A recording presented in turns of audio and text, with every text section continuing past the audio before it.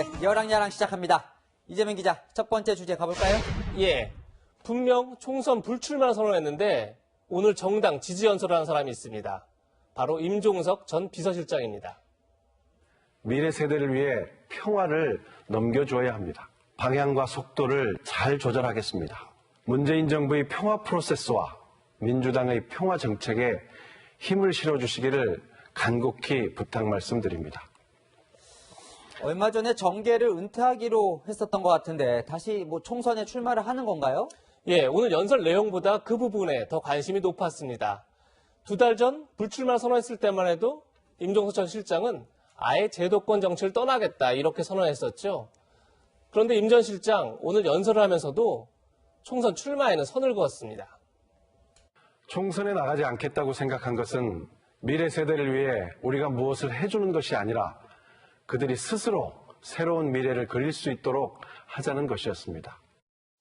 그러면 정계 복귀도 총선 출마도 안 하는데 당 정책 연설은 한다. 뭔가 좀 애매한데요? 예, 애매한 이유가 있습니다.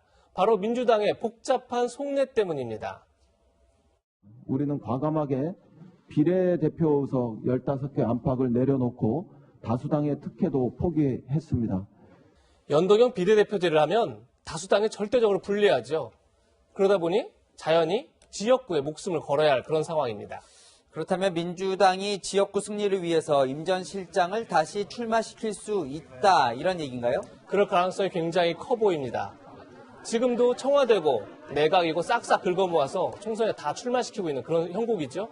그런 상황에서 수도권의 경쟁력이 높은 임 전 실장을 민주당 입장에서 놓치고 싶지 않을 겁니다.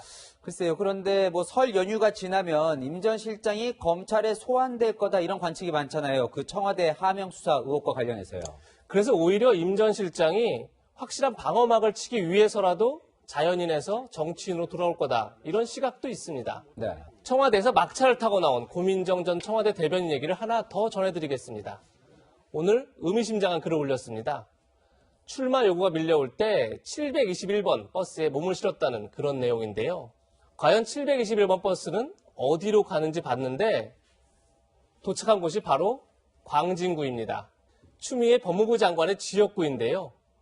고 전 대변인은 오세훈 전 서울시장이 뛰고 있는 광진을 출마 지역으로 마음을 굳힌 게 아닌가 그렇게 예상해 봅니다. 네, 정치인의 글에는 다양한 암시가 있네요. 다음 주제 가볼까요? 네, 그 집 아들이 또 논란이 되고 있습니다. 네, 또 문희상 국회의장의 아들 문석규 씨 얘기네요. 네, 맞습니다. 이번에는 그 가족들까지 야당의 타깃이 되고 있습니다. 문석규 씨는 아내와 자녀들을 서울 한남동 국회의장 공간으로 보내 생활하게 했습니다.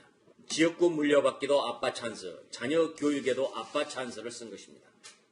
출마 자격이 없었던 문보군이 갑자기 개정된 학칙에 따라서 출마했고 당선되었다고 합니다. 첫 번째 의혹은 이겁니다. 아들 문석균 씨는 의정부에 주소를 유지하고 있지만 며느리와 손주들은 아예 국회의장 공간으로 주소를 옮겼습니다. 흔한 일은 아니지만 의장 공간에 아들 가족이 함께 지내는 게 불법은 아니잖아요. 예, 물론 불법은 아닙니다. 하지만 최근에도 논란이 된 적이 있습니다.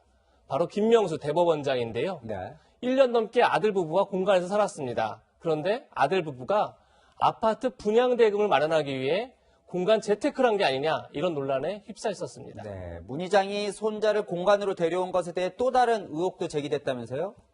네, 아들 가족이 주소를 옮기면서 손자는 공간 인근 학교로 전학했는데요. 곽상도 의원은 학칙을 바꿔가면서 문 의장의 손자가 정교회장 선거에 출마했고 당선됐다 이렇게 주장했습니다. 네, 학칙을 바꾸는 게 가능한지도 좀 의문이고 전교회장 그렇게까지 하고 싶었을까요? 예, 아직까지는 의혹 단계이기 때문에 확실할 수는 없지만 물론 정교회장도 하나의 스펙이 될 수는 있겠죠. 그래서 곽 의원은 문 의장 손자가 서울 소재 국제중학교에 진학할 예정이다 이런 의혹도 함께 제기했습니다. 네, 이런 의혹에 대해 그럼 문 의장 측은 뭐라고 하나요? 네, 먼저 며느리가 시부모를 모시는 것은 칭찬받을 일이다 이런 주장과 함께 의장 임기가 끝나면 아들 가족 모두 의정부로 돌아갈 것이다 이렇게 설명했습니다.